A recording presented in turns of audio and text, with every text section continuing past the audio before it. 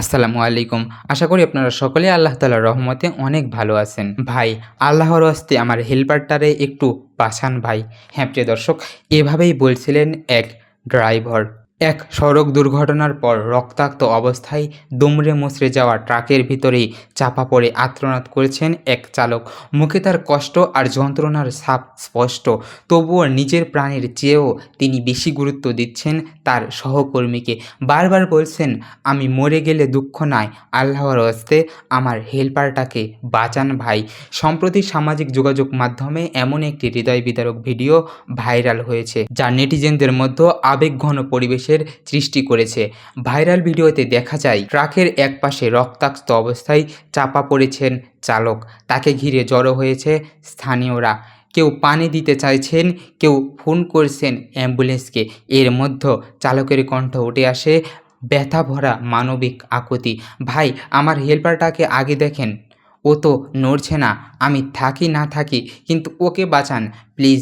আমি মরে গেলেও দুঃখ নেই, আল্লাহর হস্তে আগে আমার হেল্পারটাকে বাঁচান।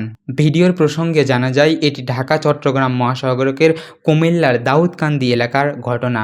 এই হৃদয় বিদারক দৃশ্য ধরা পড়ে এক পথচারীর মোবাইলে ক্যামেরায়, যা এখন ভাইরাল সামাজিক যোগাযোগ মাধ্যমে।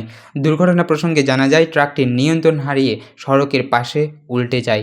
চালক ও হেল্পার উভয়ে মারাত্মকভাবে আহত হন। দুর্ঘটনার পর চালক জীবনের ঝুঁকি থাকা সত্ত্বেও প্রথমেই অনুরোধ করেন তার সহকারীকে যেন উদ্ধার করে বাঁচানো যায়। ভিডিওটি দেখে সামাজিক মাধ্যমে সব ব্যবহারকারীরা অনেকেই আবেগপ্লুত হয়ে গেছেন। কেউ কেউ মন্তব্যও করেছেন, এটাই প্রকৃত সহমর্মিতা, মানবতা এখনও মরে যায়নি। আবার কেউ বলেছেন, পৃথিবীতে এখনও ভালো মানুষ আছেন, এটাই তার প্রমাণ। মৃত্যুমুখে দাঁড়িয়ে নিজের জীবন বাঁচার কথা না ভেবে অন্যের কথা ভাবছে। প্রতিদিনই আমাদের পাশে অসংখ্য দুর্ঘটনা ছুটে, কিন্তু এমন মানবিক দৃশ্য খুব কমই দেখা যায়।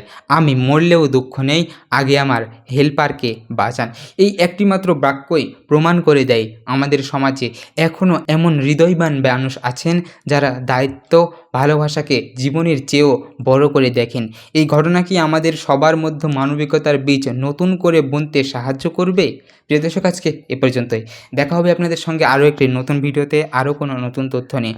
ততক্ষণ পর্যন্ত সকলে ভালো এবং সুস্থ থাকবেন, এবং পরবর্তী ভিডিও দেখার আমন্ত্রণ জানিয়ে আজকে এখানে বিদায় নিচ্ছি।